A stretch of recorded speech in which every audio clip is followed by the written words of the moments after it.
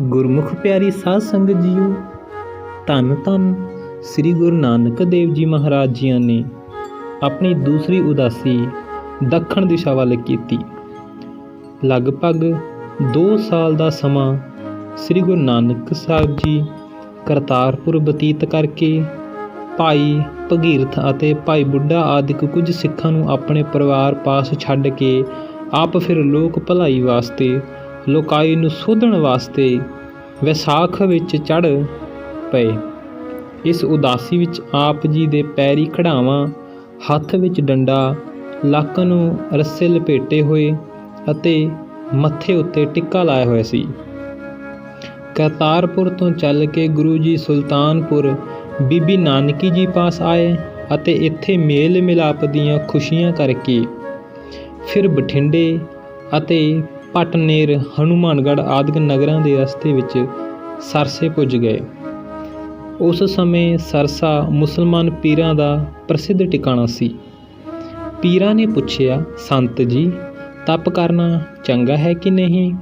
ਗੁਰੂ ਜੀ ਨੇ ਕਿਹਾ, ਜੇਕਰ ਮਨ ਵਿਕਾਰੀ ਹੋਵੇ ਅਤੇ ਸਰੀਰ ਦੇ ਬਲ ਕਰਕੇ ਵਿਕਾਰ ਕਰਦਾ ਹੋਵੇ ਤਾਂ ਸਰੀਰ ਨੂੰ ਨਿਰਬਲ ਕਰਕੇ ਮਨ ਨੂੰ ਸੋਧਣ ਵਾਸਤੇ ਤਪ ਕਰਨਾ ਠੀਕ ਹੈ, ਪਰ ਜੇਕਰ ਮਨ ਅਤੇ ਸਰੀਰ ਦੋਵੇਂ ਸ਼ੁੱਧ ਹੋਣ, ਕੋਈ ਵਿਕਾਰ ਨਾ ਕਰਦਾ ਹੋਵੇ ਤਾਂ ਨਾਮ ਸਿਮਰਨ ਕਰਨਾ ਚਾਹੀਦਾ ਹੈ।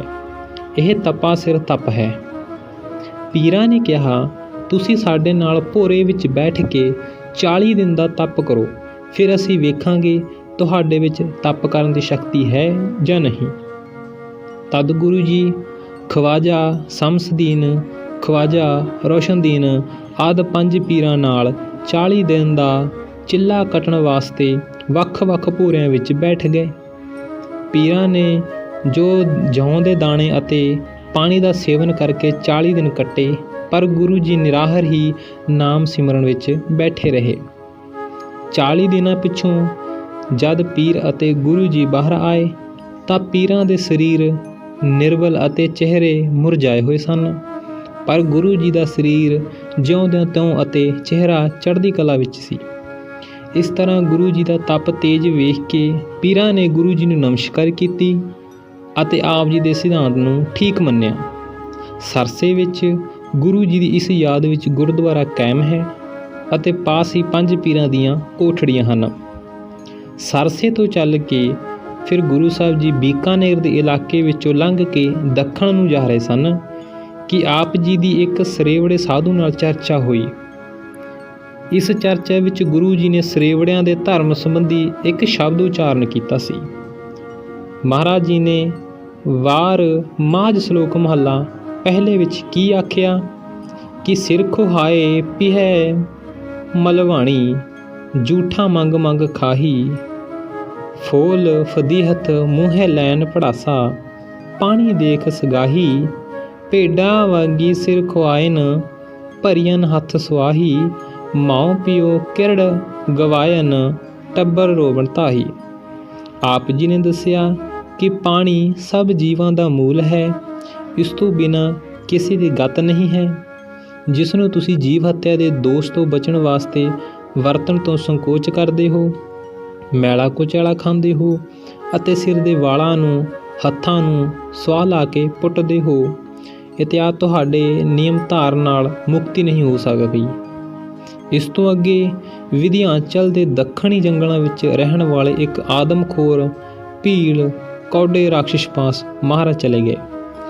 ਕੌਡਾ ਮਰਦਾਨੇ ਨੂੰ ਤੇਲ ਵਿੱਚ ਤਲ ਕੇ ਖਾਣ ਹੀ ਲੱਗਾ ਸੀ, ਪਰ ਸਮੇਂ ਸਿਰ ਪਹੁੰਚ ਕੇ ਗੁਰੂ ਜੀ ਨੇ ਮਰਦਾਨੇ ਦੀ ਰੱਖਿਆ ਕੀਤੀ ਅਤੇ ਕੌਡੇ ਨੂੰ ਧਰਮ ਦੀ ਕਿਰਤ ਕਰਕੇ ਖਾਣਾ, ਜੀਵਾਂ ਉੱਤੇ ਦਇਆ ਕਰਨੀ ਅਤੇ ਨਾਮ ਸਿਮਰਨ ਦਾ ਉਪਦੇਸ਼ ਦੇ ਕੇ ਰਾਖਸ਼ ਜੀਵਨ ਤੋਂ ਦੇਵਤਾ ਜੀਵਨ ਵਾਲਾ ਬਣਾ ਦਿੱਤਾ। ਕੌਡੇ ਦਾ ਜੀਵਨ ਸੁਧਾਰ ਕੇ ਗੁਰੂ ਜੀ ਨਦੀਆਂ, ਪਹਾੜਾਂ, ਜੰਗਲਾਂ, ਨਗਰਾਂ, ਸ਼ਹਿਰਾਂ ਅਤੇ ਉਜਾੜਾਂ ਵਿੱਚੋਂ ਲੰਘਦੇ ਹੋਏ ਬੇਅੰਤ ਜੀਵਾਂ ਦਾ ਸੁਧਾਰ ਅਤੇ ਉਧਾਰ ਕਰਦੇ ਹੋਏ ਨਾਗਾਪਟਮ ਤੋਂ ਸਮੁੰਦਰ ਦੇ ਕਿਨਾਰੇ ਰਾਮੇਸ਼ਵਰਮ ਪੁੱਜੇ। ਰਾਵਣ ਨਾਲ ਯੁੱਧ ਕਰਕੇ ਸੀਤਾ ਜੀ ਨੂੰ ਲਿਆਉਣ ਵਾਸਤੇ ਜਦ ਰਾਮਚੰਦਰ ਜੀ ਸਮੁੰਦਰ ਪਾਰ ਕਰਨ ਵਾਸਤੇ ਪੁਲ ਤਿਆਰ ਕਰਨ ਲੱਗੇ ਤਾਂ ਆਪ ਜੀ ਨੇ ਇੱਥੇ ਪਹਿਲਾਂ ਸ਼ਿਵਲਿੰਗ ਅਸਥਾਪਨ ਕਰਕੇ ਆਪਣੇ ਇਸ਼ਟ शिव जी की पूजा की सी। ਜਿਸ ਕਰਕੇ ਇਸ ਸਥਾਨ ਦਾ ਨਾਮ ਈਸ਼ਵਰ ਪ੍ਰਸਿੱਧ ਹੋਇਆ। ਸੰਗਲਾਦੀਪ ਪਹੁੰਚ ਕੇ ਗੁਰੂ ਜੀ ਨੇ ਰਾਜੇ ਸ਼ਿਵਨਾਗ ਨੂੰ ਸਤਨਾਮ ਦਾ ਉਪਦੇਸ਼ ਦੇ ਕੇ ਨਿਹਾਲ ਕੀਤਾ। ਗੁਰੂ ਜੀ ਦੀ ਆਗਿਆ ਅਨੁਸਾਰ ਰਾਜੇ ਨੇ ਸਤਸੰਗ ਕਰਨ ਵਾਸਤੇ ਇੱਕ ਧਰਮਸ਼ਾਲਾ ਬਣਵਾਈ ਅਤੇ ਸਤਸੰਗ ਦੀ ਨੀਂਹ ਰੱਖੀ। ਹਠ ਯੋਗ ਅਨੁਸਾਰ ਪ੍ਰਾਣਾਯਾਮ ਕਰਨ ਵਾਸਤੇ ਗੁਰੂ ਜੀ ਨੇ ਰਾਜੇ ਨੂੰ ਜੋ ਸਾਧਨ ਸਮਝਾਇਆ ਉਹ ਇੱਕ ਪੋਥੀ ਦੇ ਰੂਪ ਵਿੱਚ ਲਿਖਿਆ ਗਿਆ, ਜਿਸ ਦਾ ਨਾਮ ਪ੍ਰਾਣ ਸੰਗਲੀ ਪ੍ਰਸਿੱਧ ਹੋਇਆ। ਗੁਰਮਤਿ ਦੇ ਅਨੁਕੂਲ ਨਾ ਹੋਣ ਕਰਕੇ ਸ੍ਰੀ ਗੁਰੂ ਅਰਜਨ ਦੇਵ ਜੀ ਨੇ ਗੁਰਬਾਣੀ ਸੰਗ੍ਰਹਿ ਕਰਨ ਸਮੇਂ ਇਸ ਨੂੰ ਅੰਗੀਕਾਰ ਨਹੀਂ ਸੀ ਕੀਤਾ। ਮੈਸੂਰ ਰਾਜ ਵਿੱਚ ਬੀਜਾਪੁਰ ਦੇ ਇਲਾਕੇ ਵਿੱਚ ਇੱਕ ਸੰਘਣੇ ਜੰਗਲ ਦਾ ਨਾਮ ਕਜਲੀ ਵਨ ਹੈ। ਇਸ ਵਨ ਵਿੱਚ ਜੋਗੀਆਂ ਦਾ ਇੱਕ ਆਸ਼ਰਮ ਸੀ। ਇਸ ਆਸ਼ਰਮ ਵਿੱਚ ਜਦ ਗੁਰੂ ਜੀ ਗਏ ਤਾਂ ਜੋਗੀਆਂ ਦੇ ਮੁਖੀ ਭਰਥਰੀ ਨਾਲ ਆਪ ਜੀ ਦੀ ਚਰਚਾ ਹੋਈ। ਜਦ ਭਰਥਰੀ ਨੇ ਕਿਹਾ ਤੁਸੀਂ ਯੋਗ ਧਾਰਨ ਕਰ ਲਵੋ ਤਾਂ ਆਪ ਜੀ ਨੇ ਕਿਹਾ ਤੁਹਾਡੇ ਹੱਠ ਯੋਗ ਨਾਲ ਸਰੀਰ ਨੂੰ ਕਸ਼ਟ ਹੁੰਦਾ ਹੈ, ਜਿਸ ਕਰਕੇ ਮਨ ਇਸ ਤੋਂ ਭੱਜਦਾ ਹੈ, ਟਿਕਦਾ ਨਹੀਂ ਅਤੇ ਮਨ ਦੇ ਨਾ ਟਿਕਣ ਕਰਕੇ ਪਰਮ ਤੱਤ ਦੀ ਪ੍ਰਾਪਤੀ ਨਹੀਂ ਹੁੰਦੀ। ਪਰ ਅਸੀਂ ਆਪਣੀ ਲਿਵ ਕਰਤਾਰ ਨਾਲ ਜੋੜੀ ਰੱਖਦੇ ਹਾਂ, ਜਿਸ ਨਾਲ ਸਰੀਰ ਨੂੰ ਕੋਈ ਕਸ਼ਟ ਨਹੀਂ ਹੁੰਦਾ ਅਤੇ ਮਨ ਖਿੜਿਆ ਤੇ ਟਿਕਿਆ ਰਹਿੰਦਾ ਹੈ। ਇਹ ਸਾਡਾ ਸਹਿਜ ਯੋਗ ਹੈ, ਜਿਸ ਨੂੰ ਅਸੀਂ ਸਦਾ ਹੀ ਧਾਰਨ ਕਰੀ ਰੱਖਦੇ ਹਾਂ। ਫਿਰ ਭਰਥਰੀ ਨੇ ਕਿਹਾ ਅਸੀਂ ਸੋਮਰਸ ਦਾ ਪਿਆਲਾ ਪੀ ਕੇ ਅਖੰਡ ਘਰ ਸਮਾਧੀ ਲਾਉਂਦੇ ਹਾਂ ਅਤੇ ਸਾਨੂੰ ਅਲਖ ਨਿਰੰਜਨ ਦੇ ਦਰਸ਼ਨ ਹੁੰਦੇ ਹਨ। ਗੁਰੂ ਜੀ ਨੇ ਕਿਹਾ ਅਸੀਂ ਨਾਮ ਰਸ ਦਾ ਪਿਆਲਾ ਪੀ ਕੇ ਸਦਾ ਹੀ ਮਤਵਾਲੇ ਰਹਿੰਦੇ ਹਾਂ ਅਤੇ ਸਾਡੀ ਰਾਤ ਦਿਨ ਲਿਵ ਲੱਗੀ ਰਹਿੰਦੀ ਹੈ। ਇਸ ਪ੍ਰਥਾਏ ਆਪ ਜੀ ਨੇ ਇਸ ਸ਼ਬਦ ਦੁਆਰਾ ਆਪਣੇ ਮਦ ਦੇ ਪਿਆਲੇ ਅਤੇ ਉਸ ਨੂੰ ਪੀ ਕੇ ਮਤਵਾਲੇ ਰਹਿਣ ਦਾ ਵਰਣਨ ਵੀ ਕੀਤਾ ਸੀ।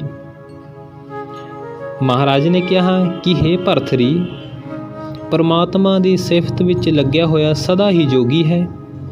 ਉਹ ਆਪਣਾ ਜਨਮ ਨਿਸਫਲ ਨਹੀਂ ਗਵਾਉਂਦਾ। ਐਸਾ ਮਸਤ ਹੋਇਆ ਪੁਰਸ਼ ਆਪਣੇ ਆਤਮਾ ਸਰੂਪ ਦੇ ਦਰਸ਼ਨ ਰੂਪੀ ਅੰਮ੍ਰਿਤ ਨੂੰ ਧਾਰਨ ਕਰਦਾ ਹੈ। ਭਰਥਰੀ ਨੇ ਸੱਚੇ ਮਦ ਪਿਆਲੇ ਦਾ ਸਹਿਜ ਸਮਾਧੀ ਅਤੇ ਨਿਤ ਦਰਸ਼ਨ ਦਾ ਨਿਰਣਾ ਸੁਣ ਕੇ ਗੁਰੂ ਜੀ ਨੂੰ ਨਮਸਕਾਰ ਕਰ ਦਿੱਤੀ। ਫਿਰ ਭਰਥਰੀ ਦੇ ਸਾਥੀ ਦੂਸਰੇ ਜੋਗੀਆਂ ਨੇ ਕਿਹਾ ਕਿ ਗ੍ਰਸਤ ਨੂੰ ਤਿਆਗ ਕੇ ਯੋਗ ਸਾਧਨਾ ਦੁਆਰਾ ਹੀ ਪ੍ਰਭੂ ਦੀ ਪ੍ਰਾਪਤੀ ਹੋ ਸਕਦੀ ਹੈ। ਗੁਰੂ ਜੀ ਨੇ ਫਿਰ ਫਰਮਾਇਆ ਕਿ ਹੋਏ ਜੋਗੀ, ਜੋ ਪੁਰਸ਼ ਆਪਣੀ ਨੇਕ ਕਮਾਈ ਕਰਕੇ ਆਪਣੀ ਗੁਜਰਾਨ ਕਰੇ ਅਤੇ ਉਸ ਵਿੱਚੋਂ ਲੋੜਵੰਦਾਂ ਨੂੰ ਵੀ ਸ਼ਕਤੀ ਦੇਵੇ, ਪ੍ਰੇਮ ਭਗਤੀ ਦੁਆਰਾ ਮਨ ਨੂੰ ਪਰਮਾਤਮਾ ਦੇ ਸਿਮਰਨ ਵਿੱਚ ਜੋੜੇ, ਉਸ ਨੂੰ ਗ੍ਰਸਤ ਵਿੱਚ ਹੀ ਪ੍ਰਭੂ ਦੀ ਪ੍ਰਾਪਤੀ ਹੋ ਜਾਂਦੀ ਹੈ। ਇਸ ਤਰ੍ਹਾਂ ਦੇ ਪ੍ਰਸ਼ਨ ਉੱਤਰਾਂ ਦੀ ਚਰਚਾ ਕਰਕੇ ਗੁਰੂ ਜੀ ਅੱਗੇ ਨੂੰ ਚੱਲ ਪਏ। ਕਜਲੀਬਾਨ ਤੋਂ ਚੱਲ ਕੇ ਗੁਰੂ ਜੀ ਸਮੁੰਦਰ ਦੇ ਪੱਛਮੀ ਘਾਟ ਦੇ ਨਾਲ ਨਾਲ ਮਾਲਾਬਾਰ, ਗੁਜਰਾਤ, ਬੰਬਈ ਆਦਿ ਇਲਾਕਿਆਂ ਵਿੱਚ ਸਤਨਾਮ ਦਾ ਚੱਕਰ ਚਲਾਉਂਦੇ ਹੋਏ ਸਿੰਧ ਵਿੱਚ ਉੱਚ ਦੇ ਪੀਰਾਂ ਪਾਸ ਬਹਾਵਲਪੁਰ ਆਏ। ਪੀਰ ਬਹਾਵਲਦੀਨ ਰਿੱਧੀਆਂ ਸਿੱਧੀਆਂ ਤੇ ਕਰਾਮਾਤ ਵਿੱਚ ਯਕੀਨ ਰੱਖਦਾ ਸੀ। ਗੁਰੂ ਜੀ ਨੇ ਕਿਹਾ ਕਿ ਪੀਰ ਜੀ, ਇਹਨਾਂ ਕਰਾਮਾਤਾਂ ਨਾਲ ਲੋਕਾਂ ਨੂੰ ਭਰਮਾ ਕੇ ਮਾਇਆ ਇਕੱਠੀ ਕਰਨੀ ਅਤੇ ਆਪਣੀ ਪੂਜਾ ਮਾਨਤਾ ਕਰਾਉਣੀ ਯੋਗ ਨਹੀਂ ਹੈ। ਇਹ ਮਾਇਆ ਮੁਰਦਾ ਹੈ, ਮੁਰਦਾ ਖਾਣਾ ਨੀਚਾਂ ਦਾ ਕੰਮ ਹੈ। ਤੁਸੀਂ ਰੱਬ ਦੀ ਬੰਦਗੀ ਕਰਨ ਵਾਲੇ ਹੰਸ ਹੋ। ਪਰਮਾਤਮਾ ਦੇ ਨਾਮ ਮੋਤੀ ਨੂੰ ਖਾ ਕੇ ਤ੍ਰਿਪਤ ਰਹਿਣਾ ਚਾਹੀਦਾ ਹੈ। ਐਸੇ ਸਤ ਬਚਨ ਸੁਣ ਕੇ ਪੀਰ ਅਤੇ ਉਸਦੇ ਚੇਲੇ ਗੁਰੂ ਜੀ ਨੇ ਸ਼ਰਧਾਲੂ ਹੋ ਗਏ। ਇੱਥੋਂ ਚੱਲ ਕੇ ਗੁਰੂ ਜੀ ਬੀਬੀ ਨਾਨਕੀ ਜੀ ਨੂੰ ਸੁਲਤਾਨਪੁਰ ਮਿਲ ਕੇ ਕਰਤਾਰਪੁਰ ਆਪਣੇ ਪਰਿਵਾਰ ਪਾਸ ਪਹੁੰਚ ਗਏ।